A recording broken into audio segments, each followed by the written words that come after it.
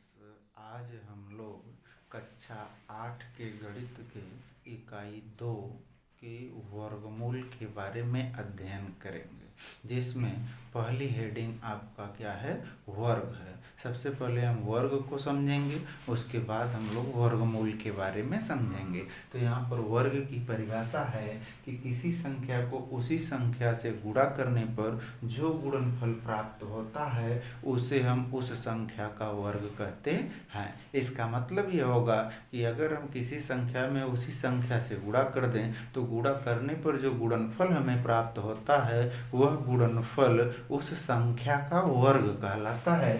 जैसे अगर हम एग्जाम्पल लेते हैं तो यहाँ पर देखिए यह 2 गुणे 2। अब यहाँ पर 2 गुणे 2 जब आप करोगे तो हमें मिलेगा 2 दूनी कितना 4। अब यहाँ पर देखिए 2 गुणे 2 घातांक में हम पढ़े हैं कि यहाँ पर किसी संख्या का जितनी बार गुणा होता है यहाँ पर हम इसको 2 का घात कितना लिख सकते हैं 2।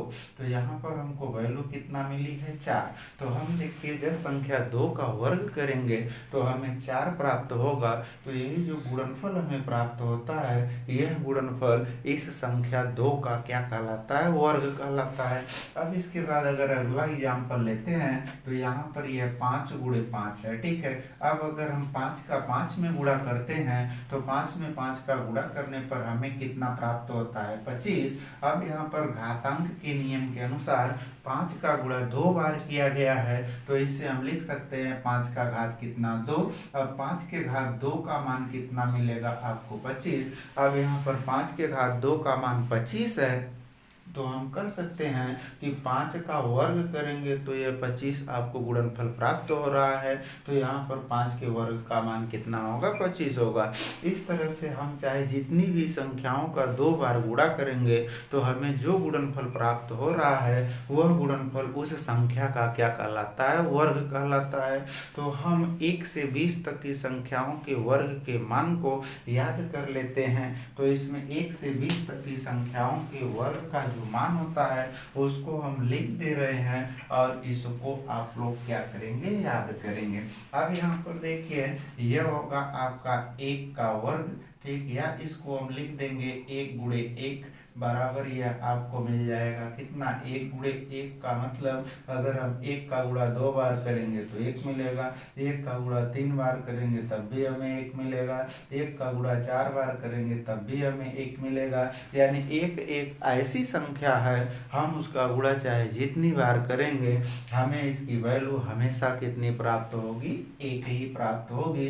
तो इसे हम लिख देंगे यहाँ पर कितना 1, ठीक है। तो इस रूप में अगर हमें वैल्यू मिलती है तो यहाँ पर देखिए 1 के घात 2 का मान कितना 1, यहाँ पर 2 के घात 2 का मान कितना 4, यहाँ पर 3 के घात 2 का मान कितना, यहाँ पर 3 त्रिका 9, यहाँ पर 4 के घात 2 का मान कितना 4 चौका 16, यहाँ पर 5 के घात 2 का मान 5 पचे कितना होगा 25, यहाँ पर 6 के घात 2 का मान कितना होगा 36, यहाँ पर 7 के घात 2 का मान कितना होगा 49, यहाँ पर 8 के घात 2 का मान कितना प्राप्त होगा 64, यहाँ पर अगला पार्ट आपका 9 के घात 2 का मान कितना प्राप्त होगा 81, यहाँ पर 10 के घात 2 का मान कितना प्राप्त होगा 100।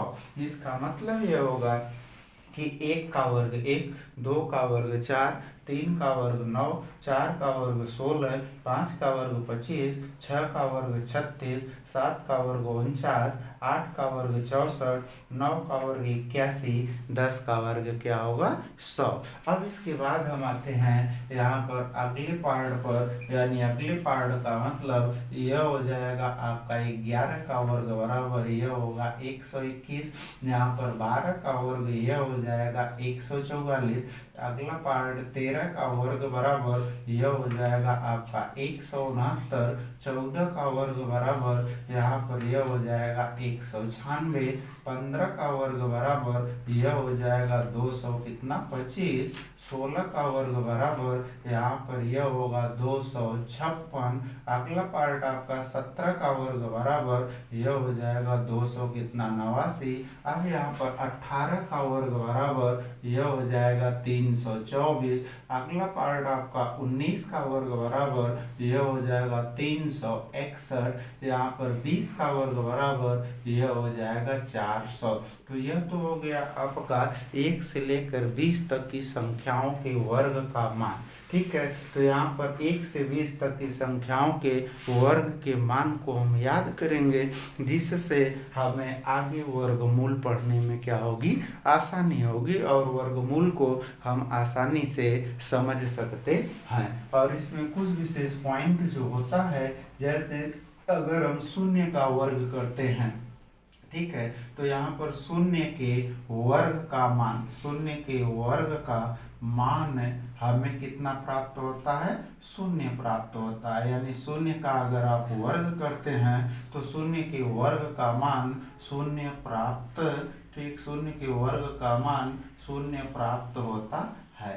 अब इसके बाद देखिए अगला जो पार्ट है यहाँ पर नियम का दूसरा पार्ट, दूसरे पार्ट में, ठीक, अगर आप शून्य का वर्ग कर रहे हैं तो हमें मान शून्य प्राप्त होगा। दूसरे पार्ट में अगर हम शून्य का वर्गमूल निकाल रहे हैं तब भी हमें क्या प्राप्त होता है, शून्य प्राप्त होता है। यानी शून्य, ठीक, शून्य के वर्गमूल, शून्य के वर्गमूल का मान, शून्य के वर्गमूल का मान शून्य प्राप्त होता है। ठीक है, मान शून्य प्राप्त होता है। ठीक, यह हो गया दूसरा नियम। अब इसके बाद देखिए तीसरे नियम पर आते हैं और तीसरे नियम में होता है, अगर हम सम संख्याओं का वर्ग करते हैं तो सम संख्याओं का वर्ग करने पर हमें सम संख्या प्राप्त होती है। और यह मान हम 1 से 20 तक की संख्याओं में चेक कर सकते हैं, जैसे 2, 4, 6, 8, 10, यह सब हमारी सम संख्याएं हैं। और अगर हम इन सम संख्याओं के वर्ग को देखेंगे तो 2 के वर्ग का मान 4 है, 4 के वर्ग का मान 16 है, 6 के वर्ग का मान 36 है, 8 के वर्ग का मान 64 है, 10 के वर्ग का मान क्या है, 100 है। यानी अगर हम सम संख्याओं का वर्ग करते हैं तो सम संख्याओं के वर्ग का मान भी हमें सम संख्या प्राप्त होता है। और अगले स्टेप में अगर हम विषम संख्याओं का वर्ग करते हैं तो विषम संख्याओं के वर्ग का मान भी हमें विषम संख्या ही प्राप्त होता है, जिसको हम इसमें देखेंगे। यहाँ पर 3 के वर्ग का मान 9, यहाँ पर 5 के वर्ग का मान 25, 7 के वर्ग का मान 49, 9 के वर्ग का मान 81, 11 के वर्ग का मान 121, 13 के वर्ग का मान 169। यानी हम सम संख्याओं का वर्ग करें तो हमें सम संख्या प्राप्त होगी, विषम संख्याओं का वर्ग करें तो हमें विषम संख्या प्राप्त होगी। तो यहाँ पर तीसरा पार्ट होगा सम संख्या का वर्ग, सम संख्या का वर्ग, ठीक, सम संख्या प्राप्त होती है, सम संख्या का वर्ग सम संख्या प्राप्त होती है। और अगला पार्ट जो होगा, अगले पार्ट में हम कह सकते हैं विषम संख्या का जो वर्ग होगा, ठीक, यह हो जाएगा विषम संख्या का वर्ग, विषम संख्या का वर्ग विषम संख्या ही प्राप्त होगी। यानी विषम संख्या का वर्ग विषम संख्या प्राप्त होती है। यहाँ लिख देंगे विषम संख्या प्राप्त होती है। यह हो गया आपका क्या, वर्गमूल के बारे में जनरल अध्ययन। ठीक है, यानी इन चारों पार्ट को आप याद रखेंगे और 1 से 20 तक का वर्ग आप याद रखेंगे और इसको याद रखने से आपको वर्गमूल पढ़ने में आसानी होगी। ठीक, और आशा करते हैं आप यह पूरा याद कर लेंगे और यह नियम समझ लेंगे, जिससे आपको वर्गमूल का अभ्यास पढ़ने में आसानी होगी। धन्यवाद।